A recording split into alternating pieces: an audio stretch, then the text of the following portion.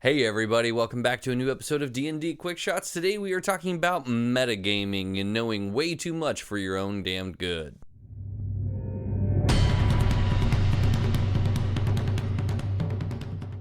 Alright, so today's question comes from a Reddit post that I saw earlier. The basic rundown is, how do you teach a new player not to metagame? So first, for anybody that doesn't know what metagaming is, it's basically taking knowledge that you as a person has and bringing that into a game your character would not know. So the easiest example is, let's say you see the top-down view of a dungeon and you can see there's a room over here and a room over here, and that looks like a secret door, so my guy's going to go start looking at that door.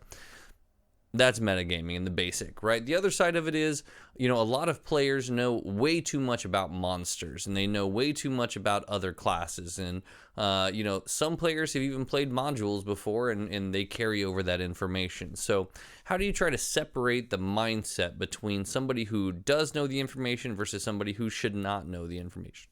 Well, as a DM, the very first thing I'm going to do is strike them down with as much kindness as I possibly can. If they say, I'm going to attack this troll with fire, blah, blah, blah, blah, blah, and that's the very first thing they do, I'm probably going to either switch up the monster on the fly by taking that immunity, or not immunity,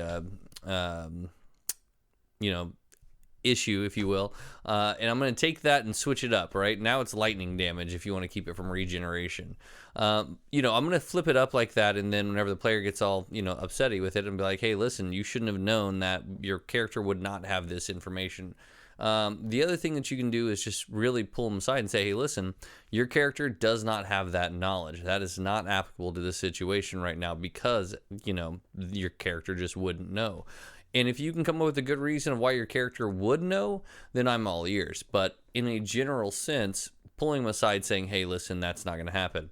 Number two is having the upfront conversation with everybody and making sure you're open and honest and letting them know, if you're going to play, I want to make sure everybody realizes that some characters just won't have worldly knowledge. They won't know what a kobold is. They won't know what a goblin is. It is expected that you're going to have to research this stuff. You're going to have to ask questions on this stuff. You can't just start flying from the hip and say, oh, well, you know what? I know kobolds do weird, crazy inventions and they live down in tunnels and I know this and I know this. If you have no reason to know that information, then don't provide that information. Now, how do you stop a player that is continually doing that? Number one is pull them aside, talk to them. Number two is start changing things up to where they think they may know about this thing, but you know what? We've switched up all the pieces until it becomes a little more unpredictable, where even the players don't know. Now, that's a little more labor intensive. That does take a little bit of work, and there's some things lore-wise that become very difficult to switch, But in a general sense, if it's a continual issue, then you have to end up switching everything around, or telling the players if they can't, not metagame, then at this point, you might be better off running something that they've just never seen before. Most of the time, though, I don't find metagaming to be a huge issue. I think most of the time, if somebody is metagaming, it comes down to the weaknesses or the understanding of other characters. So if I know I'm a rogue and I know this guy over here is a paladin, and I know he has, a certain ability that he didn't use, but he could have done this because it would have increased this and blah, blah, blah, blah. At that point, that's whenever you have to pull him back and say, hey, listen, you play your character, he plays his. Yeah, he may not have made the best decision there, but you don't know why he maybe did that. You don't know why maybe he chose not to use this ability right now. Yeah, sure, he could possibly do it if, he was thinking about optimizing, but maybe his character was a little afraid. Maybe there was something going on. Maybe the character was distracted. Maybe they were saving it for a reason.